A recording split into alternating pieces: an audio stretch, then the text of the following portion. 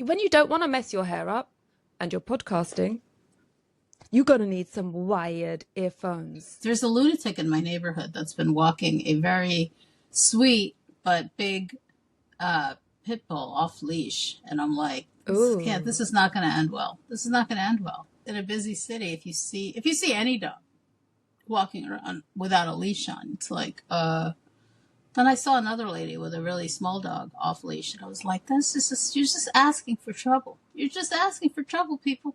All of this activity. But I actually think the small dog is just as likely to bite you as the big dog.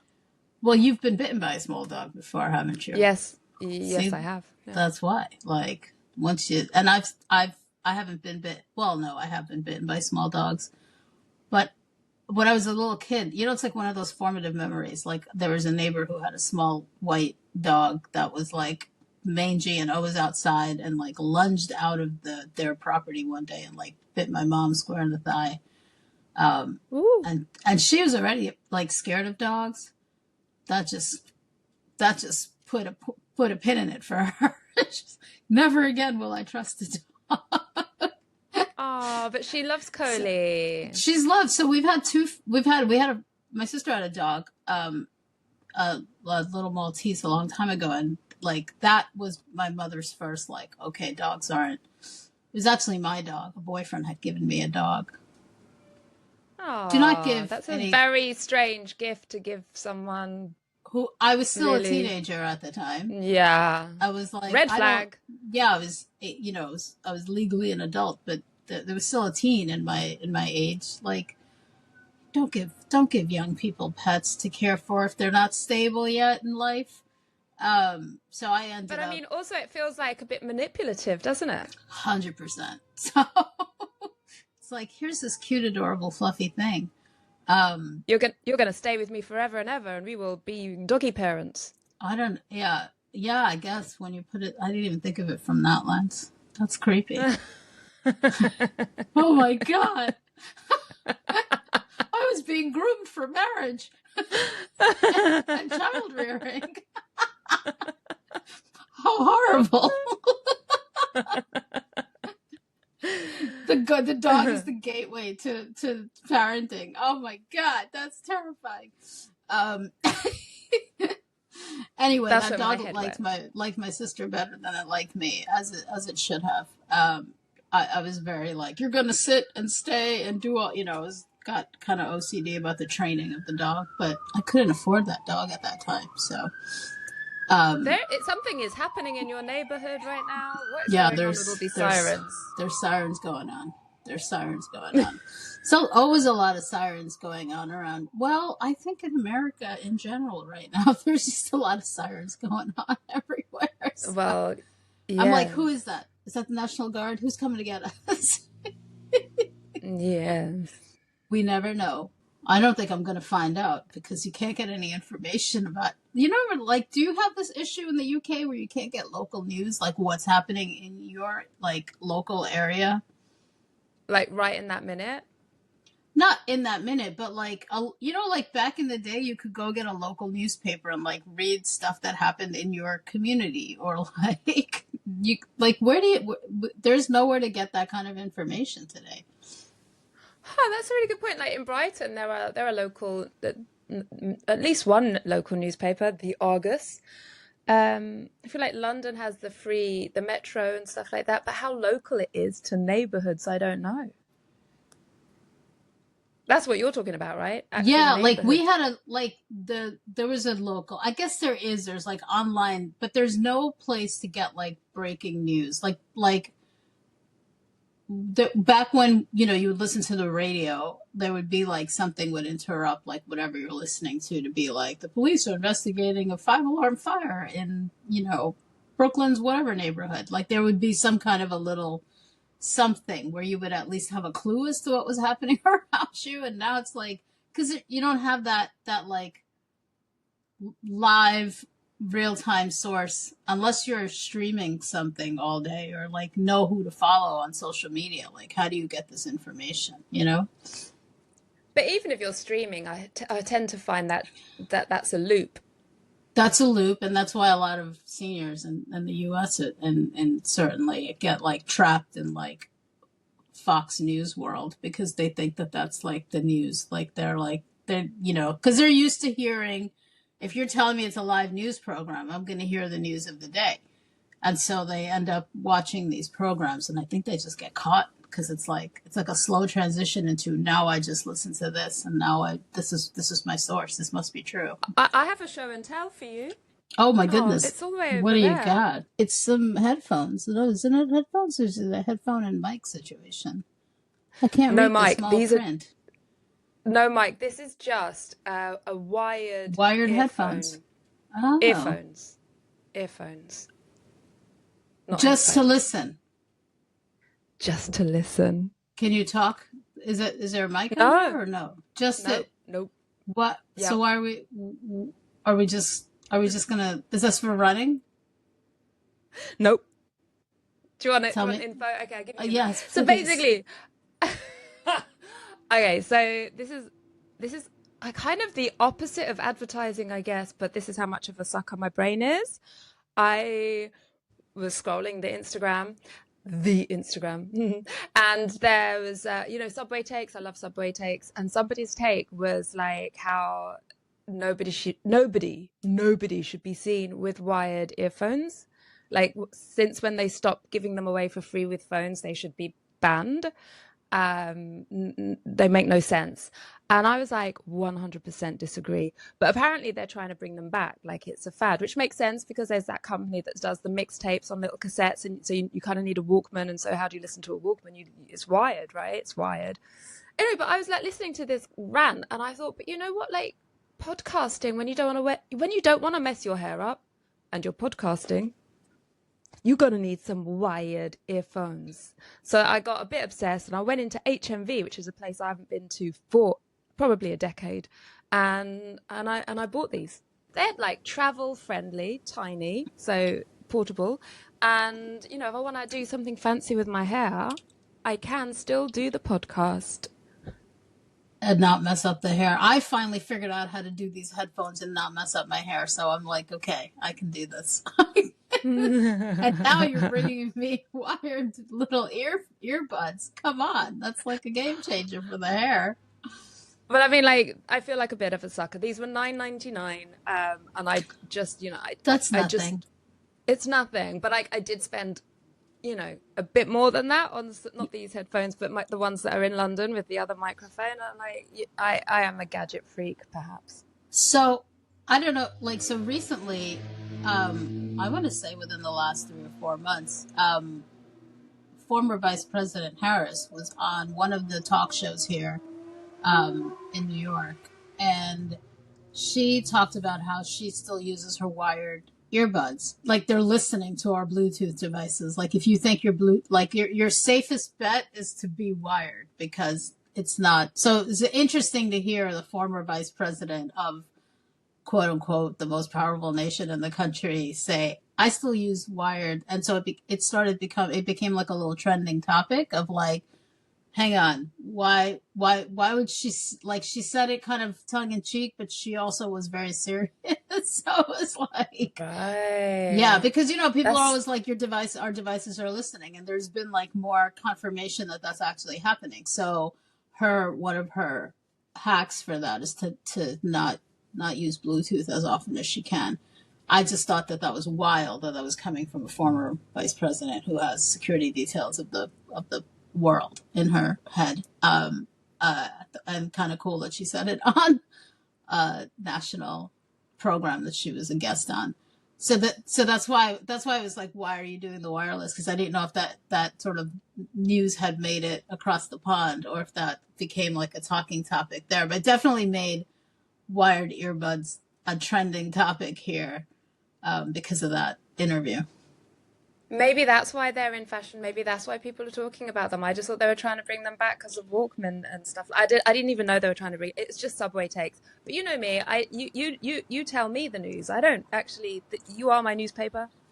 I tried. I tried. Sometimes I will. Like I've got a news magazine in my hands, so that I could try and talk some topical things with you today. But I got bored. I'll never get bored of the knees. You know what else is coming back? Maybe it's been back for a while. The Tramp stamp. No. Yeah, I baby. refuse to accept that. I want to talk about it. Wait, is it gender fluid this time? Please tell me it's gender fluid this time. I hope that it's gender fluid. Now, I got a lower back tattoo in the 90s. And then in around about 2007, I feel... No, it was not even that late. It was later than that. Around about... I already knew you. So, did I? Yes, I did. Did I? Yes, I did. 2013-ish is somebody said to me, oh, you've got a tramp stamp. I'd never heard this term before, and I'd been carrying this tattoo on my lower back for at least 15 years by that point. Did I know about this tattoo? You see, so what happened, right, is this was said to me, and then I started to feel shame about hiding my the first tattoo? ever tattoo. And of course it was said to me by a guy. And so then I started to feel like I didn't even know it was a thing. I didn't know people called tattoos in that place tramp stamps. And suddenly I feel all this judgment about like my promiscuity because of the placement of my first ever tattoo. Now, the reason I placed my tattoo back there was not to say, hi guys, I'm available. It was because like it was my first ever tattoo, and tattoos back in the 90s were not like not everyone had them back then, especially not that many women had them back then. So it was a bit rebellious, and I was like, well, you know, you put it somewhere where you're not going to see it and be reminded of it all of the time, and somewhere that you can easily hide it. And then jeans got lower. Jeans got lower. That was a problem. Well, that was good for me because I'm short. So for me, the jeans that got lower just fit me as normal. So for me, where I was like, oh, low rise, that's proper rise for me. Thank you. It was kind of perfect. But it's just like it's such a like patriarchal bullshit kind of thing to decide, because it's men that are deciding this, isn't it? That like, well, yeah. That's why it's like when I first heard the term back then, I was like, you know, this is like, let people do what they want to do with their bodies. Like, to me, like the back is primed for tattoo. It's just a big mass of skin. Like, why would you not tattoo on the back? Like, if you're gonna do something a larger scale, and why not? So now that it's making a comeback, well, you're gonna rock your tramp stamp in public. Well, yes, basically, it's just, I've went through a lot of trouble hiding the fact that I had this tattoo after this man whose name I don't even remember, who was like a bartender, like whose business was it even, like made a comment about my tattoo. I got all defensive about it and started to hide it and started to actually say bad things about it, that I didn't like it and that it was meaningless and all of this stuff. And I was thinking about it this morning. I was like, do you know what? It was my first tattoo. It's a sun, sort of. And I not because I think the sun shines out of my ass, no. But my very good friend at the time, who I was living with, Helen, who we had a dog together. I asked her to design it for me. She's an artist, so how am I saying this is nothing? How are you saying you don't like? Yeah, that's like a nice thing. There was more thought put into this first tattoo when I was like a young, teenager. I think I was still a teenager. Then I give myself credit for, and I am removing the shame, and I'm not going to hide it anymore. Doesn't mean I have to like rock it, but like I will rock it. I will not hide it. You don't have to consciously try and cover it up anymore, right? No. I think that's great. I don't think you should. No, and then I remembered another conversation with this guy. I was like, oh, where do you think the next tramp stamp location's going to be? I reckon it's going to be like between, because there's quite a lot of tattoos happening between the cleavage area, like in the sternum. That sounds painful. It does sound, and as is the lower back, by the way, not for the faint-hearted. But how is this man again assigning judgment as to like where a woman places a tattoo on her body as to her availability sexually? Because he's a gross man. Ugh, these guys. They're just, this is why women choose the bear over the man. This is why I would rather run into a strange bear in the woods than a strange man. That's exactly why, because they're Is going that to a say something. statistic? Yeah. Is that a No, fact? that was you haven't heard that before. Uh, Like, no. if you ask women like, would you rather run into a bear in the woods or a strange man? Most women will say the bear because they know the threat that the bear poses. They know it can't fool them Yeah. into thinking that it's not a threat. It can't. They know how to handle that, right? Like there's a set sort of way you're supposed to react if you encounter a bear in the woods. But if you encounter a man, if you assume that he's a threat, he becomes a threat. If you don't assume that he's a threat, you're risking him becoming a threat, right? There's no way to guess at the outcome of that, at least or to have any kind of certainty as to the outcome of that. And it's probably going to be more jarring and more dangerous to you than running into the bear. Wow. Because most bears, if you yell loud enough and make a big scene, they'll scurry off. They're not trying to get involved. But men, they're trying to get involved. So as you're detailing out, like you're just walking around innocently with a tattoo. Here comes some man trying to get involved. It ain't got Yeah. nothing to do with you, sir. But now it There, does. there you go. There you See, go. I have a big tattoo. I have a big tattoo like across my side, like on where my oblique is, and I got it in London. Stop It's it. my first tattoo, and I got it in London. It's quite large. Have I seen it? Probably not. I don't wear revealing enough clothing to ever see it. And God, I haven't put on a bikini in years, ages. So you're probably not going to see it. But I showed up in London, and I got in touch with a friend who I knew had many tattoos of their own and would have a tattoo artist because I had this idea for this tattoo, and I was like, take me to your tattoo guy. And I hadn't seen this friend in maybe 10 plus years because we met in the States, but they'd gone back home, relocated back home. So when I went, but we stayed friends. So when I went over for my visit, I was like, hey, I want to get this tattoo. And they were like, I haven't seen you in 10 years. I used to be their boss, which is even funnier. So it's like, I haven't seen you in 10 years. Like my old boss from 10 years ago that I'm friends with shows up in London, and like literally within 5 minutes, I'm sitting here watching her get this massive tattoo. At like, he took me to like some seedy spot that wasn't seedy at all, but it seemed to me. It was in the Leicester Square area. I was like, I don't know where we're going, but have at it. And I got my first tattoo. It was fun. That was a fun memory of London. So that stays, that doesn't go anywhere. But nobody really sees that, so it's fine. I love it. I love it. I love the little surprises we find out about each other on I this know. I'm podcast. a little surprised that I've never seen I'm shocked that I've never seen yours. I thought I showed you mine once. Is that your only one? Oh no, you've got the other one on your wrist, right? I've got 1, 2, 3, 4, 5. I have 5 tattoos.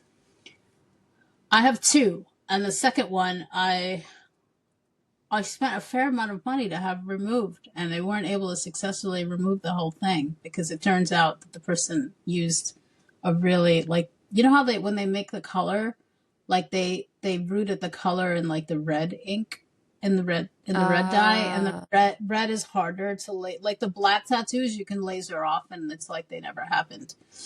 I had this idea for a tattoo, and I'm an idiot. This is why, don't leave me out on my own to make decisions.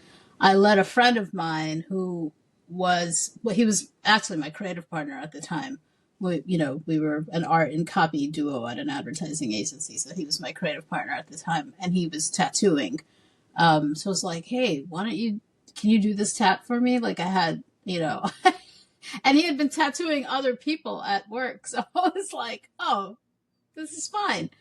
It's your boy. You trust him. He makes beautiful art for like our creative work. Like this is totally fine. And he did the tat, but it didn't like, you know how sometimes when they settle and as you start getting older, like the ink can sort of spread. So it's not like clear. They were like words. So it's not clearly legible anymore. So I'm like, this has got to go. So now I'm on the quest for one of these laser places that removes the red ink tattoos, because you can do it. You just have to find someone who specializes in that. Isn't it painful to do that? Um, To I remove it? mean, yeah, I think it's not like a lingering pain. It's like it's painful in the moment, right? I mean, I guess it's like having like, you know, when I see women who go in and like have their faces done with like what are the different treatments that you can get to like, we're gonna take the first layer of skin off your face and just you'll look younger in 3 days. You know, it's like that's it's like the same. It's like the same type of thing, and I'm like, I don't think I could ever do that. But it's a small area. It's on the wrist. I'm like, it wasn't too bad.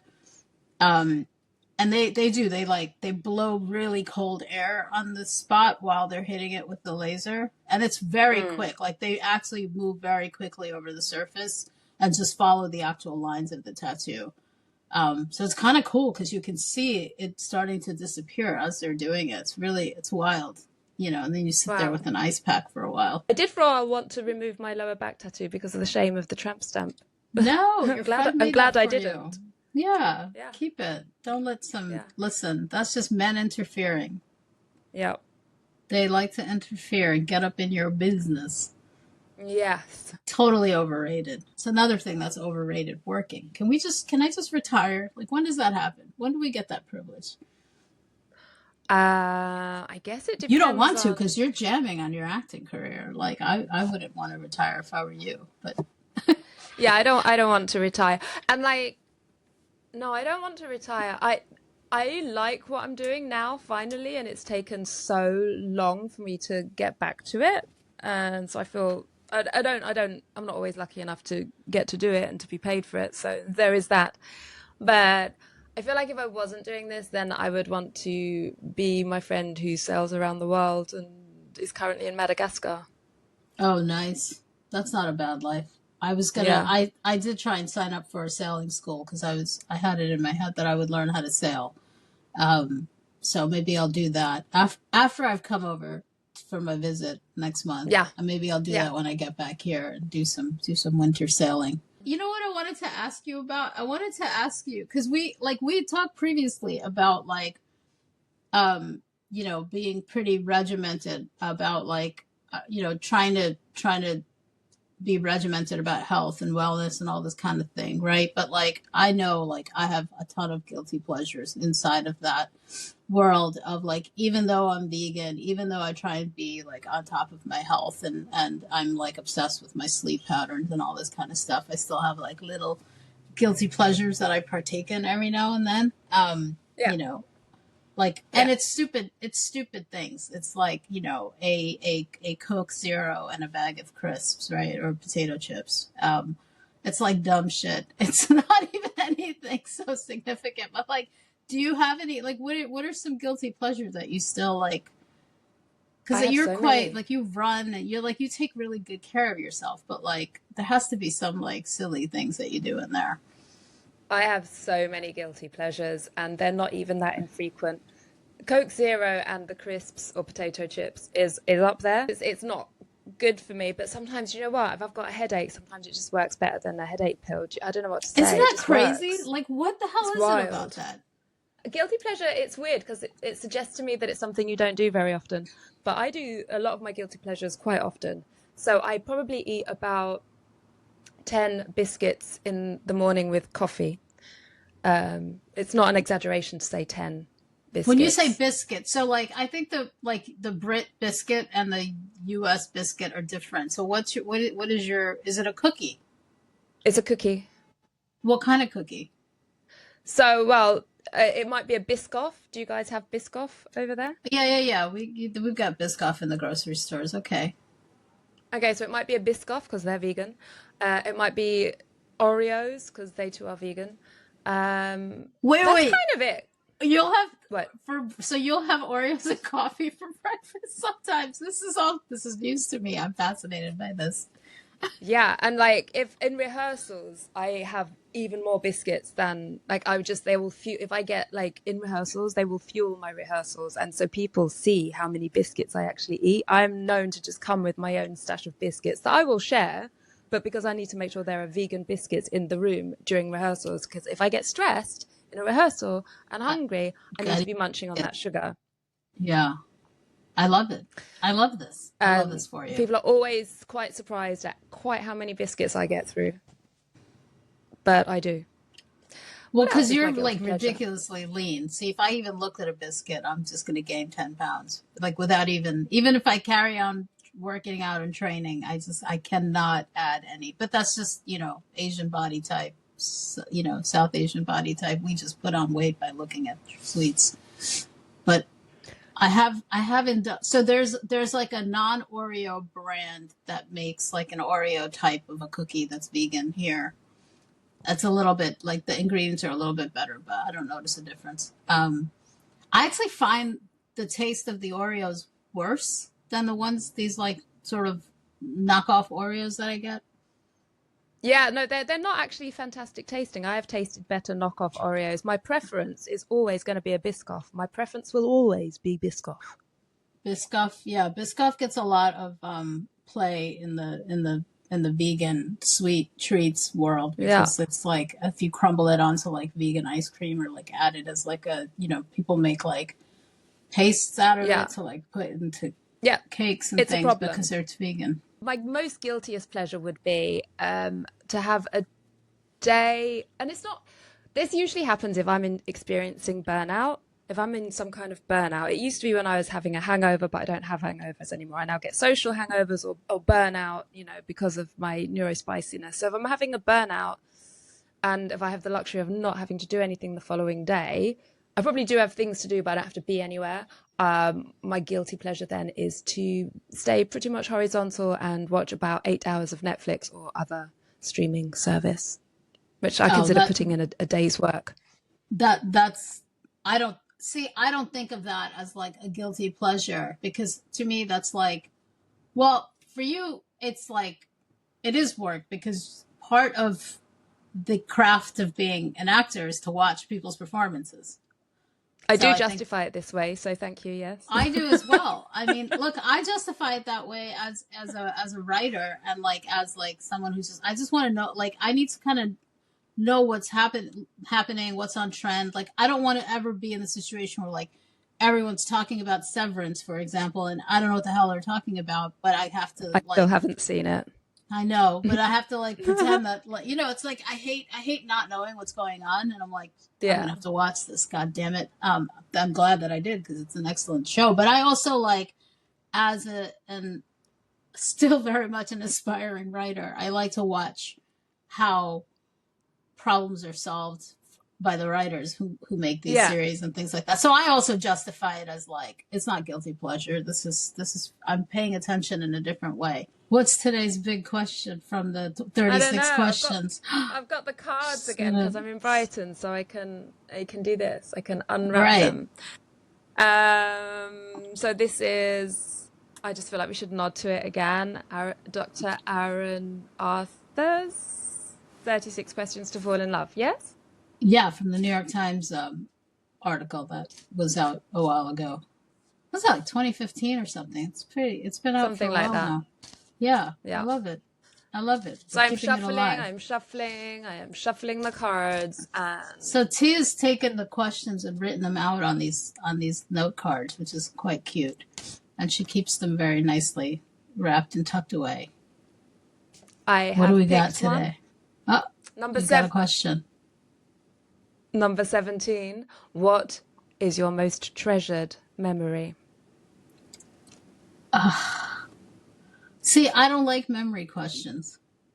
Okay. Because I have a poor I'll pick again. memory. No, you we can, No? because I want to know what yours is, because I think you have one. I just have like, I've got, my memory is terrible. I have a terrible memory. Like I just kind of like make things make sense in my head, but sometimes my sister will have to remind me of like, wait, no, that's not how that happened. This is how it happened. I'm like, oh, wait, what? It takes me a second to remember things, but I mean, right now, today, like, I think one of my on my list of treasured memories, one of my treasured memories is probably, I'm going to say just for today, this isn't for all time, is having had the chance to make a TV ad with Kohli. That was like that was a super great, like, it was just so cool to be able to do and to be able to be a part of and participate in. And like, we have that forever. It's like such a nice little thing that you get to keep and like keep forever. And it, like, I know it bought a lot, like it amused a lot of people in my life. A lot of people got a lot of fun out of it. So I'm going to go with that for today. What about you? That's so nice. Hearing you say that, it made me think about a particular birthday in New York that was filmed for some reason that I have the video to, which is nice to look back on. But I feel like that isn't what my first answer was going to be. And it isn't actually that. My answer was because it's just very fresh. It's just always there, and I don't know why. But it's basically sitting on my grandmother's lap as a very, very young girl. And she would like play the pinch game on the back of her hand. She would like pinch the back of my hand and then get me to pinch the back of her hand and be like, look how slow my skin crawls back. Grandma was dehydrated. That's adorable. Oh, that's cute. That's a cute memory. It's not just dehydration. Like wrinkly skin I know. doesn't crawl back as quick. That's very cute. That is very cute. And you can like picture her clearly. It's fallible, isn't it? It's totally fallible. So like whether I'm picturing her on that day as she looked on that day when I sat on her lap, or whether I'm picturing an amalgamation of my grandmother over the years, like, and I think it changes each time you pick it out of the memory box. It changes a little bit, doesn't it? And like, if you actually try and describe it fully and chase it, it's like a dream. It kind of disappears. Yeah. Mine disappears way more quickly. I've always struggled with like strong memory. Like, it's funny because I remember so much stuff. Because but then like things that I want to remember, I don't often remember. And I'm like, where did that go? That just kind of vanished. It's just gone forever. But that was a good question. I like that story about grandma. That's very cute. Did you call her? What did you call her? Did you call her Gran? Nana. Yeah, which I thought was her name for a really long time. I just thought that was actually her name. And then I'd hear other people talk about their nanas. And I'm like, wait, what do you mean? Right. Yeah, because how would you know? My grandmother's name is Nana. But also her name was actually Anna. So Nana is just like a shifting of those letters. So I literally just thought that was her name for the longest confuse time. A kid. I would find that very trickery as a kid. I would be like, wait, but why? Then can't I just call you Anna? Like, I would be so confused by that. I always called her Nana up until like adulthood. For always, she's always been Nana to me, and as a name. So that's cute. That's right. Well, I mean, culturally, we're not allowed to call our elders by their name. So it's like you have to use some kind of a respectful. So you would never say Nana, anything but Nana, right? Like if that was, happening in my world, right? Like I don't even call my sister by her first name. I call her Dee Dee, which is like elder sister. Wow. I don't ever refer to her by her name. It's like what does she call you? To me, she calls me Sona, which is what my family calls me. Sona. It's like my at-home middle name. Oh, okay. She doesn't call you whatever the word is. She doesn't call me. No, there isn't one for little. It's the references to the up. It's Reverence always is to up. the elder. Yeah, it's Yeah. just like that's always the case. Like you always revere your elders. It doesn't go the other. It's not My bilateral. I think it might be a bit different. My granddad refused to be called granddad. I think until he got very old, and then he quite liked it, but he insisted that I call him Jeff. Really? Guys, just picture like 5-year-old you being like, "Hello, good morning, Jeff." Like, it's so formal and yet so informal. It's weird. It's like Exactly right. It's like the inverted version of like I that. don't understand it. Like if I saw a small child calling an older person Jeff, I would be so like, what's that? Because it's just a name too. It's like the type of name that is. Like it just brings up a sort of stops. Jeff. That's just Jeff. And your grandparents were Scottish. My grandmother was Scottish. My Your grandfather was grandmother was English. Scottish. Yeah. Okay. Very fun. Very fun. Yeah. So I'm going to leave you, the last note I'm going to leave you with today is go look up the black Scottish, Scottish and black on TikTok is blowing up right now in the US. Oh, okay. Go Scottish and check black. it out. Okay. Yeah. I I'm going to leave you with that, and I then will. maybe we'll chat about it during the week.